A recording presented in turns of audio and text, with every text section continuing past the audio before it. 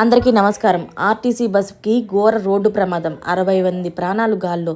అసలు ఏం జరిగింది, ఎలా జరిగిందన్న పూర్తి వివరాలు అయితే తెలుసుకునే ముందు వీడియోని పూర్తిగా చూసి సబ్స్క్రైబ్ చేసుకోవడం అయితే మర్చిపోకండి.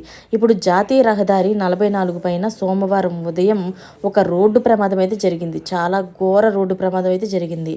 అయితే మంత్రాలయం పుణ్యక్షేత్రం నుండి వనపర్తికి ప్రయాణికులతో వెళ్తున్న ఒక తెలంగాణ ఆర్టీసీ బస్సు పెబ్బేరు సమీపంలోని ఒక్కసారిగా అదుపు తప్పి బోల్తా పడిపోయింది. ఈ దుర్ఘటనలో ఒకరు మృతి చెందగా పలువురైతే ప్రయాణికులు తీవ్రంగా గాయపడ్డారు.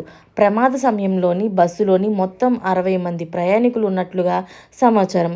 ఈ ప్రమాద తీవ్రతకు రహదారి పైన భారీగా ట్రాఫిక్ కూడా నిలిచిపోవడంతో హైవే పోలీసులు రంగంలోకి దిగారు. అయితే హైవే పోలీసులు వెల్లడించిన వివరాల ప్రకారం అయితే సోమవారం ఉదయం సుమారు 8 గంటల సమయంలో అయితే వనపర్తి జిల్లా పెబ్బేరు మండలం పరిధిలోనైతే జాతీయ రహదారి 44 అంటే NH44 పైన ఈ ప్రమాదం జరిగింది.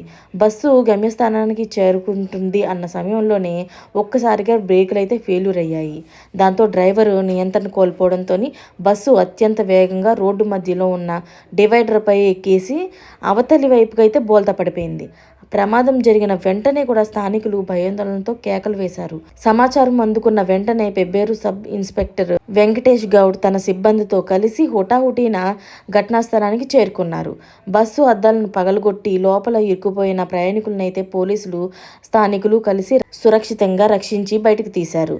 అయితే ప్రమాదం జరిగిన అదే సమయంలోని హైదరాబాద్కు అధికారిక పని మీద నిమిత్తం వెళ్తున్న అల్లంపూర్ నియోజకవర్గ ఎమ్మెల్యే విజయుడు తన కాన్వేయర్ను వెంటనే రోడ్డు పక్కనే నిలిపేసి బస్సు వద్దకు చేరుకొని స్థానికులతో కలిసి సహాయక చర్యల్లోని స్వయంగా పాల్గొన్నారు. క్షతగాత్రులను ఓదార్చుతూ వారికి తక్షణ అత్యవసర వైద్య సాయం కూడా అందేలాగా పర్యవేక్షించారు.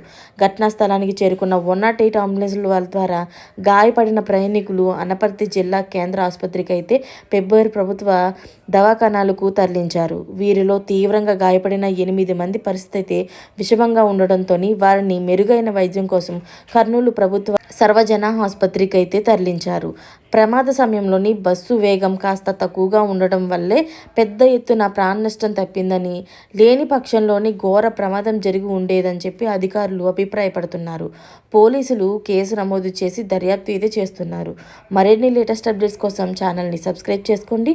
Thanks for watching friends.